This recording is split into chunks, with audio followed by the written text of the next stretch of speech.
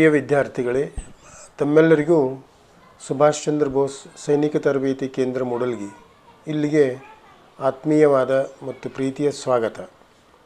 ಈಗಾಗಲೇ ತಾವು ಫಿಸಿಕಲ್ ಟೆಸ್ಟ್ನಲ್ಲಿ ಉತ್ತೀರ್ಣರಾಗಿ ಫೈನಲ್ ರಿಟನ್ ಟೆಸ್ಟನ್ನು ಎದುರಿಸಬೇಕಾಗಿದೆ. ಅಲ್ಲಿ ಬರ್ತಕ್ಕಂಥ ಮುಖ್ಯವಾಗಿ ಜನರಲ್ ಸೈನ್ಸ್ ವಿಷಯಕ್ಕೆ ಸಂಬಂಧಿಸಿದಂತೆ ಮಲ್ಟಿಪಲ್ ಚಾಯ್ಸ್ ಕ್ವಶನ್ಗಳನ್ನು ಬಗ್ಗೆ ನಾವಿಲ್ಲಿ ಚರ್ಚೆ ಮಾಡೋಣ. ಈ ಹಿಂದಿನ ಪ್ರಶ್ನೋತ್ತರ ಚಟುವಟಿಕೆಗಳಲ್ಲಿ ಹಾಗೆ ಇಲ್ಲಿಯೂ ಸಹ ಕೆಲವು ಪ್ರಶ್ನೆಗಳನ್ನು ನಾವು ದೀರ್ಘವಾಗಿ ಚರ್ಚಿಸಿ ಉತ್ತರಗಳನ್ನು ಪಡೆಯಲಿಕ್ಕೆ ಪ್ರಯತ್ನ ಮಾಡೋಣ. ಇದರಲ್ಲಿ ಮೊದಲನೇ ಪ್ರಶ್ನೆ, name the largest gland in human body. In human body ಒಳಗೆ ಸಾಕಷ್ಟು ಗ್ಲ್ಯಾಂಡ್ಗಳು ಬರ್ತವೆ, ಮುಖ್ಯವಾಗಿ ಡೈಜೆಸ್ಟಿವ್ ಗ್ಲ್ಯಾಂಡ್ಸ್ ಮತ್ತು ಎಂಡೋಕ್ರೈನ್ ಗ್ಲ್ಯಾಂಡ್ಸ್. ಈ ಗ್ಲ್ಯಾಂಡ್ಗಳ ಮುಖ್ಯವಾದ ಕಾರ್ಯ ಶರೀರಕ್ಕೆ ಉಪಯೋಗವಾಗುವಂತಹ ರಾಸಾಯನಿಕ ವಸ್ತುಗಳನ್ನು ಬಿಡುಗಡೆ ಮಾಡುವುದು. The part of the body, the organ of the body which releases or secrets some chemical compound, chemical substance for the betterment of the specific function of the body. ಇಲ್ಲೇ ಮುಖ್ಯವಾಗಿ ಲಿವರ್, ಬ್ರೈನ್, ಹಾರ್ಟ್ ಮತ್ತು lungs. ಇವುಗಳಲ್ಲಿ heart, it is a part of a circulatory system. Brain is a part of the nervous system. Lungs are the respiratory system. So the gland remaining option, liver, is the only gland. So liver is the correct answer.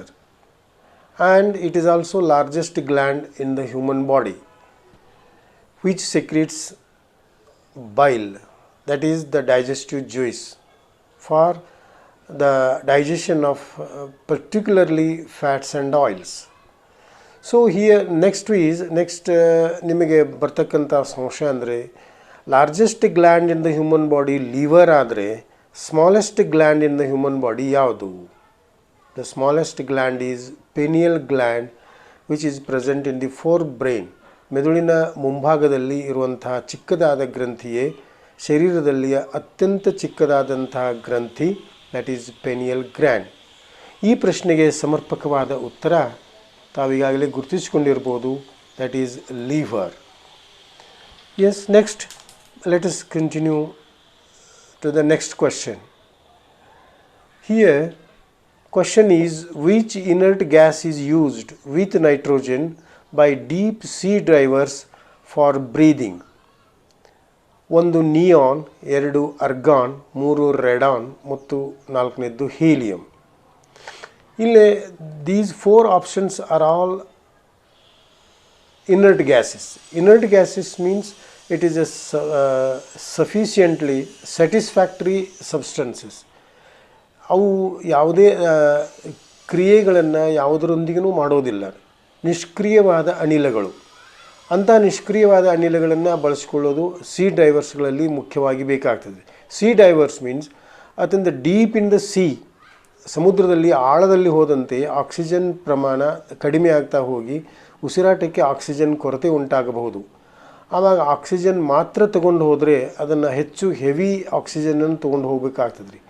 ಅಲ್ಲಿ ಅತ್ಯಂತ ಹಗುರವಾದಂತಹ ಅನಿಲ hydrogen. ಅದನ್ನು ಬಿಟ್ಟರೆ next inert gas, that is helium. ಹೀಲಿಯಮನ್ನು ತಗೊಂಡು ಹೋಗಿ that is called trimix ಅಂತ ಕರೀತಾರೆ. Helium, mixer of helium, nitrogen and oxygen. ಇವುಗಳನ್ನು ಬಳಸೋದ್ರಿಂದ ಅತ್ಯಂತ ಹಗುರವಾದ ಅನಿಲವನ್ನು ಹೊತ್ತುಕೊಂಡು ಸಮುದ್ರದ ಆಳಕ್ಕೆ ಹೋಗಿ ಸಮರ್ಪಕವಾಗಿ ಉಸಿರಾಡೋದಕ್ಕೆ ಸಹಾಯಕವಾಗ್ತದೆ. ಆದ್ದರಿಂದ ಇಲ್ಲಿ ಬಳಸ್ತಕ್ಕಂಥ ಅತ್ಯಂತ ಹಗುರವಾದ ನಿಷ್ಕ್ರಿಯವಾದ ಅನಿಲ ಅಂತಂದರೆ helium. Helium is inert gas used with nitrogen by deep sea divers for breathing. Please note the correct answer, that is helium. Let us jump to the next question. Iron is prevented from rusting by coating with zinc. This process is called. Iron, ಕಬ್ಬಿಣ, ಇದು Rust ಅಂತಂದರೆ ತುಕ್ಕು ಹಿಡಿಯೋದು. ತುಕ್ಕು ಹಿಡಿಯೋದ್ರಿಂದ ಅದನ್ನು ರಕ್ಷಿಸಬೇಕಂತಂದರೆ ಅದರ ಮೇಲೆ ಒಂದು ಮೆಟಾಲಿಕ್ ಕೋಟಿಂಗ್ ಮಾಡ್ತಾರೆ. ದಟ್ ಮೆಟಾಲಿಕ್ ಕೋಟಿಂಗ್ ಪರ್ಟಿಕ್ಯುಲರ್ಲಿ ಜಿಂಕ್ದಿಂದ ಮಾಡ್ತಾರೆ. ಕಾರಣ ಏನು? ಕಬ್ಬಿಣಕ್ಕೆ ಆಕ್ಸಿಜನ್ ಮತ್ತು ಆರ್ದ್ರ ಹವೆ ಅಥವಾ ನೀರಿನ ಅಂಶ ದೊರೆತರೆ ಕಬ್ಬಿನ ತುಕ್ಕು ಹಿಡಿಯುತ್ತದೆ ಮತ್ತು ಈ ತುಕ್ಕು ಹಿಡಿಯುವುದರಿಂದ ಕಬ್ಬಿನ ಸವಿಯುತ್ತದೆ, ನಶಿಸುತ್ತದೆ, ಕ್ಷೀಣವಾಗುತ್ತದೆ, ಅದರ ವೆಯ್ಟ್ ಕಡಿಮೆ ಆಗ್ತದೆ ರೀ, ಅದರ ಫಂಕ್ಷನ್ಸು ಸಹಿತ ಕಡಿಮೆ ಆಗ್ತವೆ ರೀ. ಆದರೆ ಇದನ್ನು ತಪ್ಪಿಸೋದ್ರಿಂದ, ರಸ್ಟ್ ಆಗೋದ್ರಿಂದ ಕಬ್ಬಿಣವನ್ನು ತಪ್ಪಿಸೋದಕ್ಕೋಸ್ಕರ ಅದರ ಮೇಲೆ ಒಂದು ಮೆಟಾಲಿಕ್ ಕೋಟಿಂಗ್ ಮಾಡ್ತಾರೆ. ಆ ಕೋಟಿಂಗನ್ನು ವಿಶೇಷವಾಗಿ ಜಿಂಕ್ದಿಂದ ಮಾಡ್ತಾರೆ. ಪರ್ಟಿಕ್ಯುಲರ್ಲಿ ಈ ಪ್ರೊಸೆಸ್ಸನ್ನು ನಾವು ಗ್ಯಾಲ್ವನೈಜೇಷನ್ ಅಂತ ಕರೀತಾರೆ. That is iron is prevented from rusting by coating with zinc. This process is called galvanization. Condensation ಅಲ್ಲ. ಕಂಡೆನ್ಸೇಷನ್ ಅಂತಂದರೆ ವೇಪರ್ಸನ್ನು ಲಿಕ್ವಿಡ್ ಮಾಡುವಂತಹ ಪ್ರೊಸೆಸ್ಗೆ ಕಂಡೆನ್ಸೇಷನ್ ಅಂತ ಕರೀತಾರೆ. ಎವಾಪರೇಷನ್ ಮೀನ್ಸ್ ಲಿಕ್ವಿಡನ್ನು ಮತ್ತು ಗ್ಯಾಸಿಯಸ್ ಸ್ಟೇಟಿಗೆ ತರುವಂಥದ್ದು evaporation. Reduction it is a chemical reaction which includes the addition of hydrogen or removal of oxygen. So ಇವು ಮೂರೂ ಅಲ್ಲ, ಎ ಬಿ ಸಿ ಇವು ಯಾವುದೂ ಇದಕ್ಕೆ ಸೂಕ್ತವಾದ ಉತ್ತರವಲ್ಲ. So galvanization is the correct answer which prevents from rusting of iron by coating with zinc. So please remember the galvanization. Let us move to the next question. Here in this question, name the instrument which uses sound waves to measure the depth of ocean is. Here which uses, that is radar, sonar, ammeter and dynamometer. The instrument used in identifying the depth of ocean is called, what is the instrument? Here the radar, sonar, ammeter and dynamometer. Radar is instrument which uses radio waves to measure the objects present in the sky. ಈಗ ಶತ್ರು ಸೈನ್ಯದ ಯಾವುದೇ ಉಪಕರಣಗಳು ಅಥವಾ ವಾಹನಗಳು, ಏರೋಪ್ಲೇನ್ಗಳು ಬಂದದ್ದಾದರೆ ರೀ, ನಾವು ವಾತಾವರಣದಲ್ಲಿ ರೆಡಾರ್ ಮೂಲಕ ಎಲೆಕ್ಟ್ರೋಮ್ಯಾಗ್ನೆಟಿಕ್ ವೇವ್ಸ್ ರೆಡಾರ್ದಿಂದ ಅವುಗಳನ್ನು ಉಚ್ಚಾಟಿಸಿ ನೇರವಾಗಿ ಅವುಗಳ ಪ್ರತಿಧ್ವನಿ ಬಂದಾಗ ಪುನಃ ಅವುಗಳನ್ನು ಸ್ವೀಕರಿಸಿ ಚಲಿಸುತ್ತಿರುವ ವಾಹನ ಯಾವ ದಿಕ್ಕಿಗೆ ಯಾವ ವೇಗದಿಂದ ಚಲಿಸುತ್ತಿದೆ ಅಂತ ಸುಲಭವಾಗಿ ಕಂಡುಹಿಡಿಯುವಂಥ ಸಾಧನ, that is radar. Radio detecting and ranging ಅಂತ ಕರೀತಾರೆ radar. Next one is sonar, sound navigation and ranging. ಇಲ್ಲಿ ನೇವಿಗೇಷನ್ ಶಬ್ದ ಬಂದಾಗಲೇ ಗೊತ್ತಾಗ್ತದೆ ರೀ, that is the depth, C ಒಳಗೆ ಬಳಸ್ತಕ್ಕಂಥ ಶಬ್ದ ನೇವಿಗೇಷನ್. ಇಲ್ಲೇ ಸೋನಾರ್ದಲ್ಲಿ ಸೌಂಡ್ ವೇವ್ಸನ್ನು ಬಳಸ್ತಾರೆ. ಸೌಂಡ್ ವೇವ್ಸನ್ನು ಬಳಸಿ ಅವುಗಳನ್ನು ಸೋನಾರ್ದಿಂದ ಸೌಂಡ್ ವೇವ್ಸನ್ನು ಉತ್ಪತ್ತಿ ಮಾಡಿ ಸಮುದ್ರದ ಆಳಕ್ಕೆ ಕಳುಹಿಸಿ ಸಮುದ್ರದ ತಳಕ್ಕೆ ಬಡಿದಂತಹ ಪ್ರತಿಫಲಿತ ಶಬ್ದ ಪುನಃ ಸೋನಾರನ್ನು ತಲುಪಲು ತೆಗೆದುಕೊಳ್ಳಂತಹ ಅವಧಿಯ ಆಧಾರದ ಮೇಲೆ ಸಮುದ್ರದ ಆಳವನ್ನು ಲೆಕ್ಕ ಹಾಕಲಿಕ್ಕೆ ಸುಲಭ. ಆದ್ದರಿಂದ ಇಲ್ಲಿ ಸೋನಾರ್ದಿಂದ ನಾವು ಶಬ್ದ ತರಂಗಗಳನ್ನು ಬಳಸ್ತಾರೆ. ಆ ಕಾರಣಕ್ಕಾಗಿ ಈ ರೆಡಾರ್ ಅಲ್ಲ, here the correct answer is sonar. Sonar ಅಂತಂದರೆ ಸೌಂಡ್ ವೇವ್ಸನ್ನು ಬಳಸ್ತಾರೆ. ಸೌಂಡ್ ವೇವ್ಸ್ ನೀರಿನಲ್ಲಿ ಅದು ಚಲಿಸುವ ವೇಗ ಗೊತ್ತು ಮಾಡ್ಕೋತಾರೆ. ಆ ವೇಗದ ಆಧಾರದ ಮೇಲೆ ಸಮುದ್ರದ ತಳವನ್ನು ತಲುಪಿ ಪ್ರತಿಫಲಿತ ಬಂದಂತಹ ಶಬ್ದ ತರಂಗಗಳನ್ನು ಪುನಃ ಗ್ರಹಿಸಿ ಅದು ತೆಗೆದುಕೊಂಡ ಸಮಯದ ಆಧಾರದ ಮೇಲೆ ಸುಲಭವಾಗಿ ಸಮುದ್ರದ ಆಳವನ್ನು ಲೆಕ್ಕ ಹಾಕಲಿಕ್ಕೆ ಸಾಧ್ಯ. ಇದು this is sonar. Next one is ammeter. Ammeter, it is an electric instrument.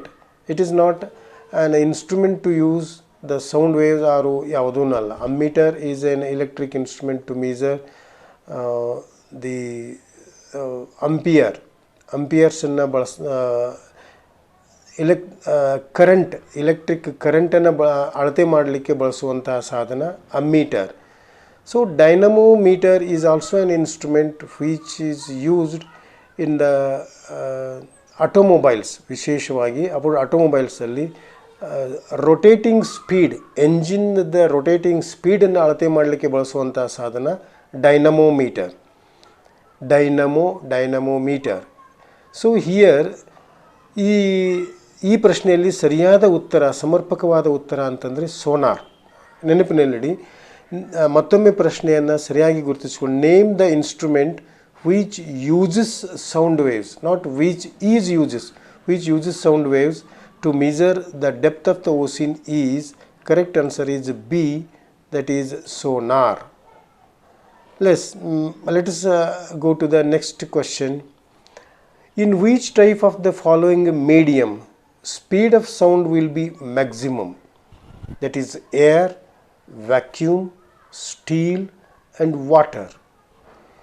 Here sound waves, ಶಬ್ದ ತರಂಗಗಳ ಚಲನೆಗೆ ಸೂಕ್ತವಾದಂತಹ ಮಾಧ್ಯಮ ಅಂತಂದರೆ ಸಾಲಿಡ್. ಇಲ್ಲಿ ವ್ಯಾಕ್ಯೂಮ್ದಲ್ಲಿ ಶಬ್ದ ಚಲಿಸಲಾರದು. That is it can't travel through the vacuum. ಏರ್ದಲ್ಲಿ ಚಲಿಸ್ತದೆ, ಸೌಂಡ್ ವೇವ್ಸ್ ಪಾಸ್ ಆಗ್ತವ್ರೆ, but it is a very slowly. But in water it is next better than air. But in steel, that is a solid, the most condensed material, the solid material, ಇದರಲ್ಲಿ ಶಬ್ದ ತರಂಗಗಳು ಅತ್ಯಂತ ವೇಗವಾಗಿ ಚಲಿಸುತ್ತವೆ. ಶಬ್ದ ತರಂಗಗಳ ಚಲನೆಗೆ ವ್ಯಾಕ್ಯೂಮ್ಗಿಂತ ಏರ್ ಬೆಟರ್, ಏರ್ಗಿಂತ water better, the most better ಅಂತಂದರೆ ಸ್ಟೀಲ್. ಅಂದರೆ ಸಾಲಿಡ್ಗಳಲ್ಲಿ ಶಬ್ದ ತರಂಗಗಳು ಅತ್ಯಂತ ವೇಗವಾಗಿ ಚಲಿಸುತ್ತವೆ.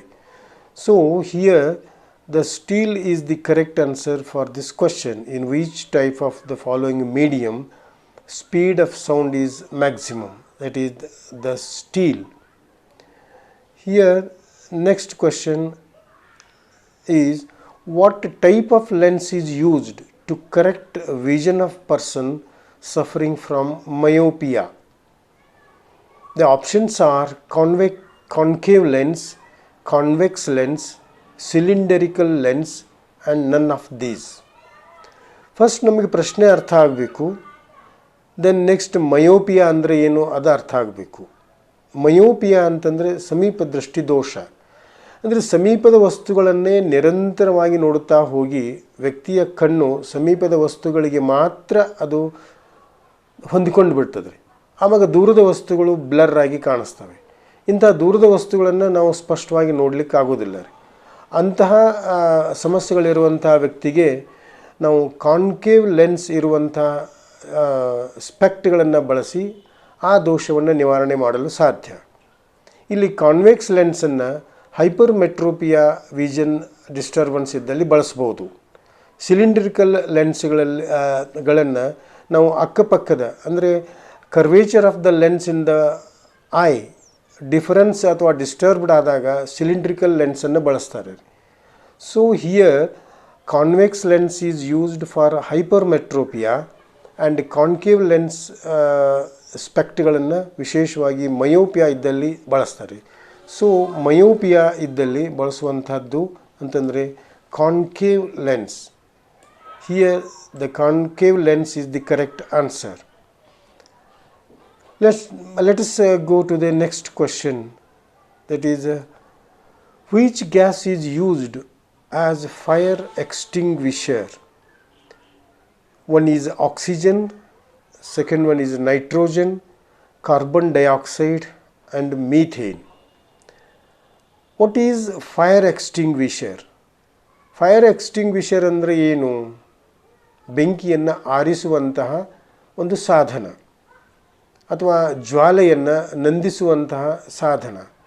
ಈ ಜ್ವಾಲೆಗೆ ಸಹಕಾರಿಯಾದಂತಹ ಅನಿಲ ಯಾವುದು ಮತ್ತು ಅಸಹಕಾರಿ ಅಥವಾ ಅನಾನುಕೂಲಿಯಾದಂತಹ ಅನಿಲ ಯಾವುದು? ದಹನ ಕ್ರಿಯೆಗೆ ಅನಾನುಕೂಲಿಯಾದಂತಹ ಅಥವಾ ದಹನ ಕ್ರಿಯೆಯನ್ನು ನಿಲ್ಲಿಸುವಂತಹ ಅನಿಲಗಳಲ್ಲಿ ಯಾವುದು? ಇವುಗಳಲ್ಲಿ ಆಕ್ಸಿಜನ್, ಇದು ದಹನಾನುಕೂಲಿ ಅನಿಲ. ಆಕ್ಸಿಜನ್ ಕೊಟ್ಟರೆ ಮತ್ತಷ್ಟು ಜ್ವಾಲೆ ಪ್ರಜ್ವಲವಾಗ್ತದೆ ರೀ. ನೈಟ್ರೋಜನ್ ಸಹ ಅಷ್ಟೇ, it is a very condensed gas.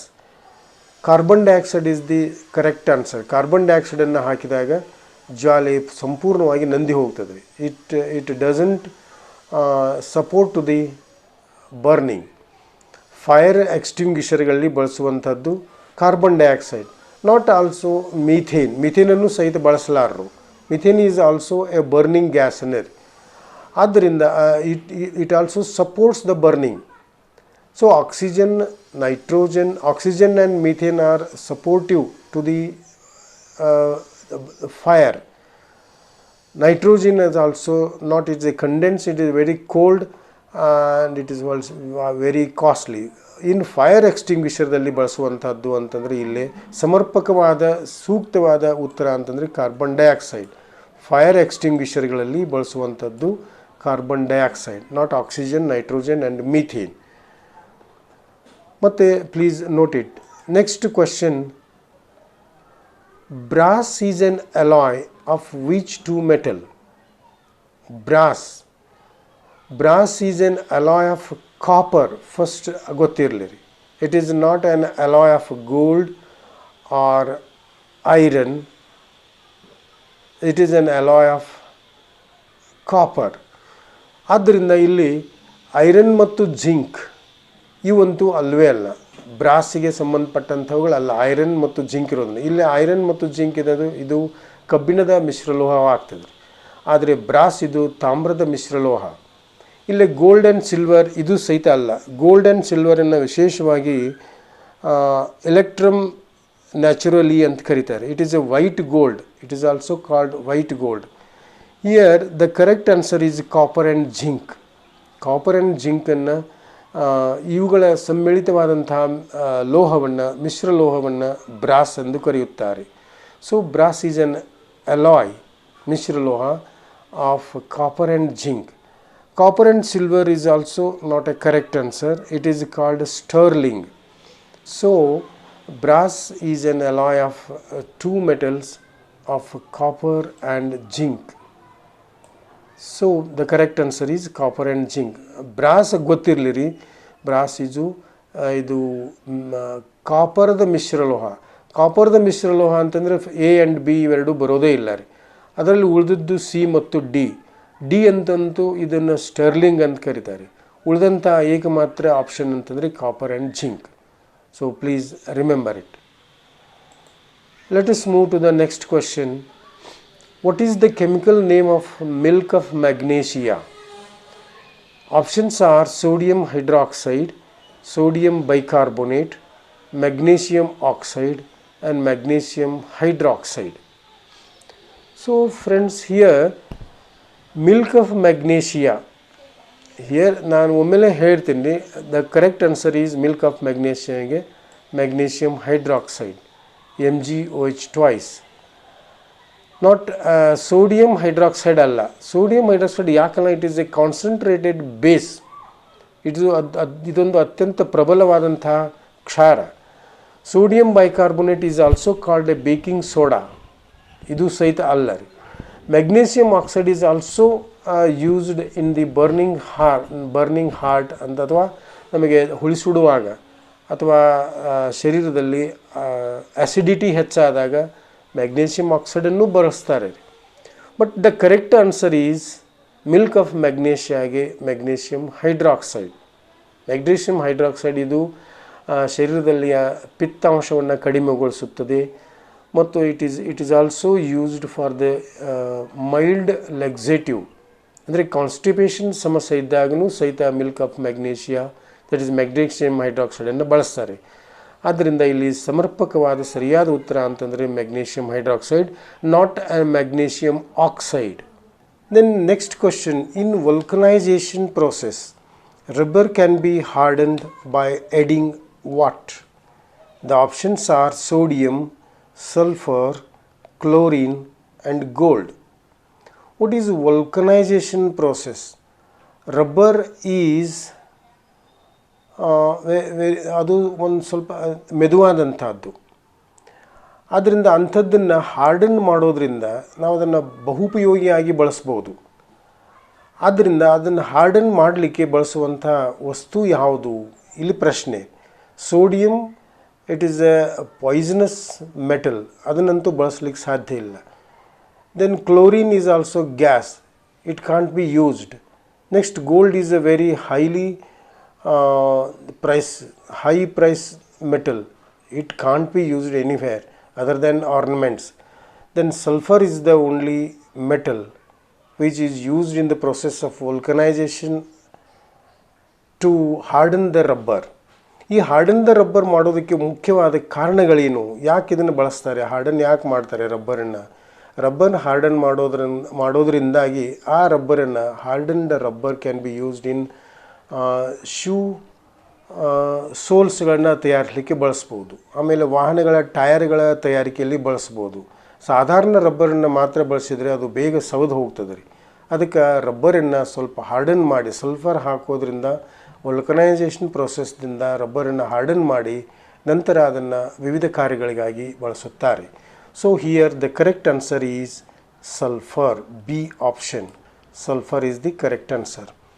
So friends, here some questions are discussed here for your better attendance in the examination. ಈಗ ನಮ್ಮಲ್ಲಿ ಸುಭಾಷ್ ಚಂದ್ರ ಬೋಸ್ ತರಬೇತಿ ಕೇಂದ್ರದಲ್ಲಿ ಈಗಾಗಲೇ ಫಿಸಿಕಲ್ ಮತ್ತು ರಿಟನ್ ಟೆಸ್ಟ್ಗಾಗಿ ತರಗತಿಗಳು ಪ್ರಾರಂಭವಾಗಿವೆ. ಆದ್ದರಿಂದ ಯಾರಾದರೂ ಇಲ್ಲೇ ನೀವು ಸಹಿತ ನಿಮ್ಮ ಫ್ರೆಂಡ್ಸ್ಗಳಿಗೆ ತಿಳಿಸಿ ಮತ್ತು ನೇರವಾಗಿ ಈ ಕೆಳಗೆ ಬರ್ತಕ್ಕಂಥ ಫೋನ್ ನಂಬರನ್ನು ಸಂಪರ್ಕಿಸಿ ಮತ್ತಷ್ಟು ವಿಷಯಗಳನ್ನು ಗ್ರಹಿಸಿ ನೀವು ಇಲ್ಲೇ ತರಬೇತಿಗೆ ಹಾಜರಾಗಲು ಈ ಮೂಲಕ ತಮ್ಮಲ್ಲಿ ವಿನಂತಿಸಿಕೊಳ್ಳುತ್ತೇವೆ.